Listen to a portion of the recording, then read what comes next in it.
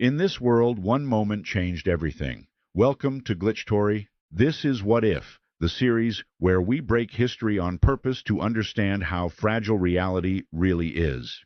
In today's episode, we explore a world where the most popular game on Earth never takes off. No World Cups, no Messi, no weekend matches bonding generations, just silence where the roar once lived. We'll dive into the ripple effects of that single change, from geopolitics to playgrounds, from stadiums to slang. This isn't just about a game, it's about what happens when a global ritual never begins. So, lace up and imagine the world that never learned to shout, "Goal." Okay, let's dive into this. Imagine it, a world without football, and no global game, no World Cup final watched by billions, no singing echoing through stadiums, no Pelé, no Maradona. It's almost unthinkable, isn't it? A completely different planet. But that's the heart of the what if we're exploring today. Based on the sources, notes, and deep research we've been working through, we're stepping into an alternate history, what one source even calls a glitch story. A glitch. I like that. A world where the game just never got rolling properly. Our mission here in this deep dive is to sift through all this material and try to figure out what rushes in to fill that huge gap, and maybe more importantly, what gets lost, what disappears forever when association football is just some obscure, forgotten idea from a London pub. According to the sources, this entire alternate timeline pivots on one single moment. A meeting in a pub near Lincoln's Inn Fields, London, in 1863. That's the one, the founding meeting of the Football Association. You had representatives from different clubs, 11 men total, trying to hammer out a unified set of rules. And in that room, there were basically two camps, two visions of what football should be. The crux of their argument, hands. Could you use them or not? Simple as that. One side wanted rules that allowed handling and carrying the ball. That path, of course, eventually becomes rugby in our world. The other camp, people like Ebenezer Cobb Morley, pushed for a feet-only game, a round ball, no hands, the foundation of what we know today as association football. In our timeline, the feet-only side won. They wrote the rules, published them, and just like that, modern soccer was born. But in this alternate world, it goes the other way. The hands group wins the argument. Maybe they were just more persuasive, or maybe they had more social clout in the room. Whatever the case, the idea of association football, of this feet-only round ball game, is seen as too odd, too restrictive. It never catches on. It doesn't get formalized. It fizzles out. And rugby, that becomes the football. As for association football, just a strange footnote in sports history, a failed experiment forgotten. So now, picture it globally. Silent pitches, empty goalposts, the most played sport in the world erased. But of course, something has to fill that space. And that's what the sources try to map out, what the global sports landscape looks like without football. It's patchy. Yeah, uneven. That's the word the sources keep circling back to. Without football, global sport becomes patchy, fragmented. Critically, nothing fills that same universal, every continent at once kind of role. In Europe, yeah, rugby definitely grows. Especially in industrial parts of northern England, it pulls in working-class players far more than it did in our world. It becomes more prominent, more respectable.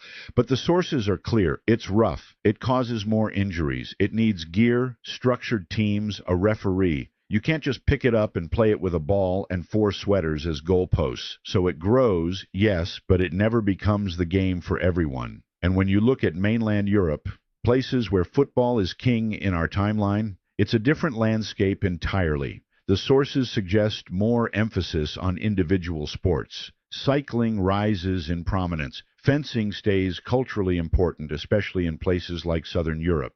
Germany, meanwhile, leans into its Turnverein culture, those massive regimented gymnastic festivals, disciplined, nationalistic, structured, but not the kind of thing you just casually play in a park after school.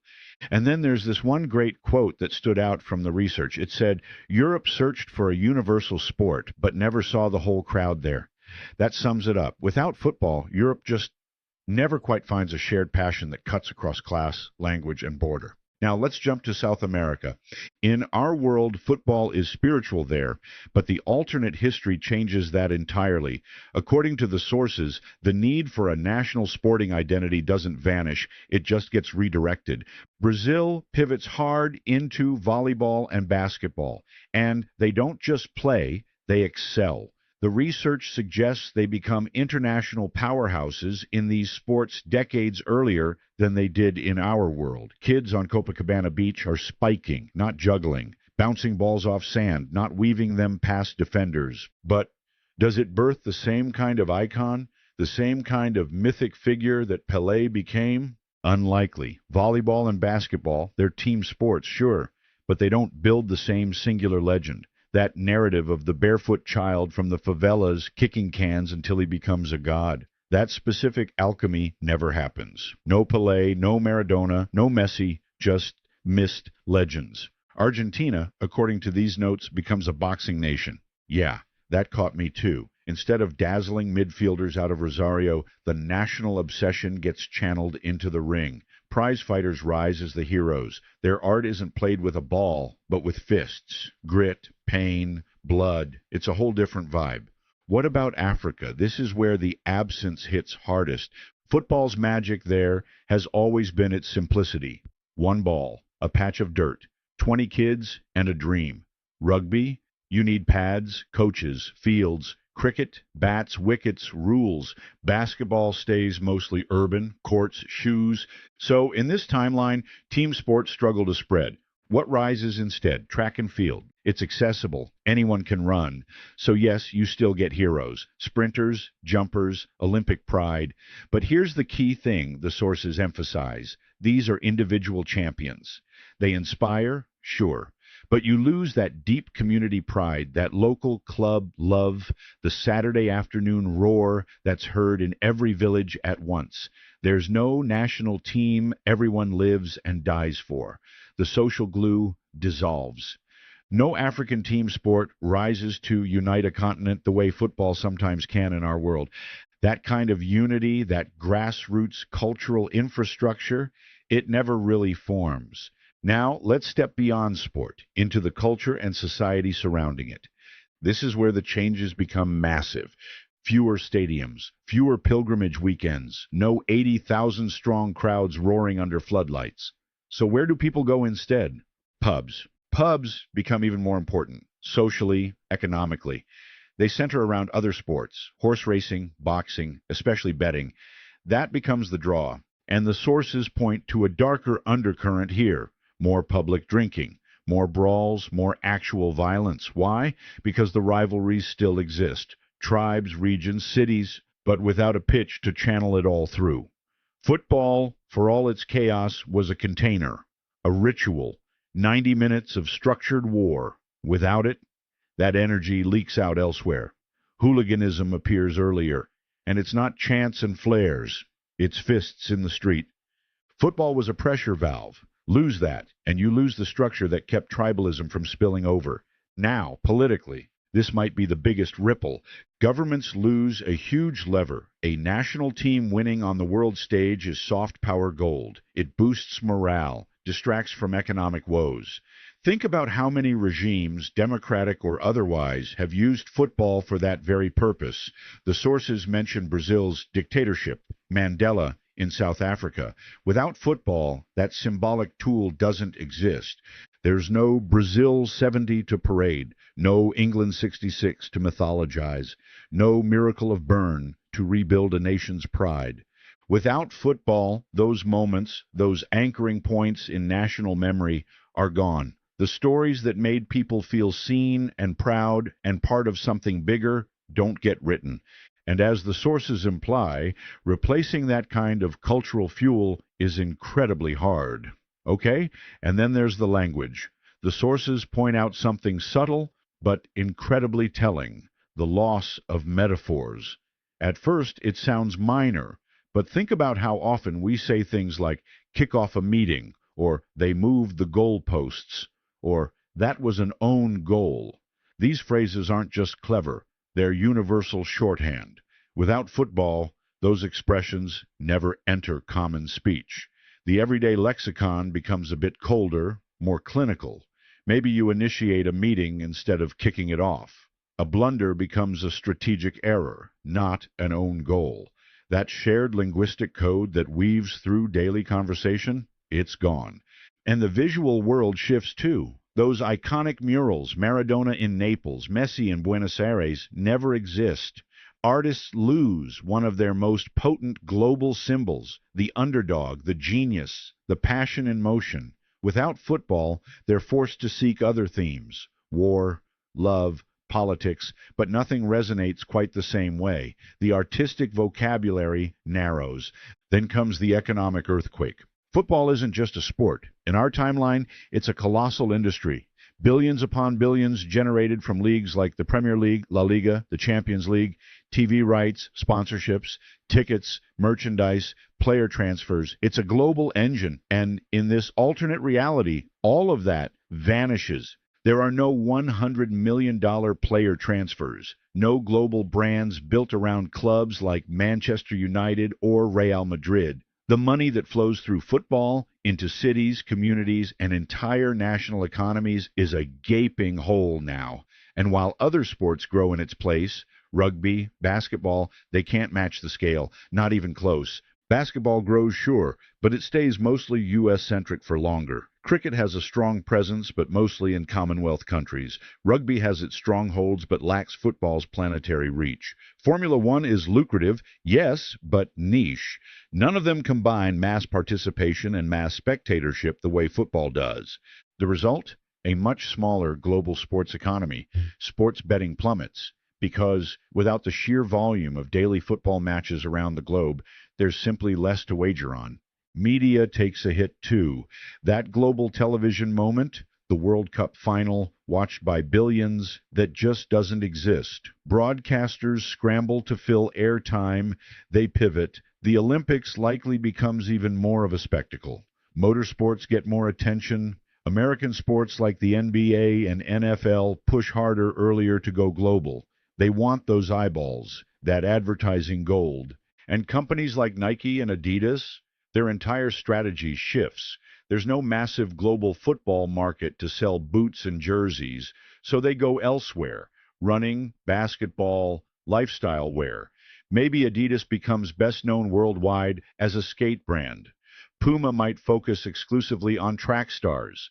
Energy drink brands, crypto sponsors, soda companies, they all pivot too. Combat sports like UFC likely rise faster, becoming key platforms for global marketing. Now, zoom down from the world stage to the local street. Childhood itself looks different. That iconic image, kids in the park, sweaters for goalposts, a scuffed ball, the universal game, that's gone. It doesn't exist. Sure, kids still play, but the games are different. Rules made up on the fly. Different kinds of balls, different kinds of fun. Public spaces change too. Fewer open pitches, more fenced basketball courts, maybe more tennis courts, spaces that often require equipment or even payment. That casual, free access, especially for working class kids, is restricted, and that has consequences. Because football isn't just a game, it's an institution that draws kids into local clubs. It teaches teamwork, structure, community. Coaches become mentors. The pitch becomes a place of growth. Without that, the sources suggest a darker possibility. More kids drift indoors. More gravitate toward less constructive outlets. The loss of that shared ritual, that safe space for aspiration, it echoes far beyond the playground. Even the language of play is lost. That iconic shout, "Goal!" The cry understood in every language, in every country, it vanishes. Kids might yell "yes" or "score," but that collective explosive sound, that sonic celebration of joy, it never becomes part of the world's soundtrack. Fast forward to now, the digital age.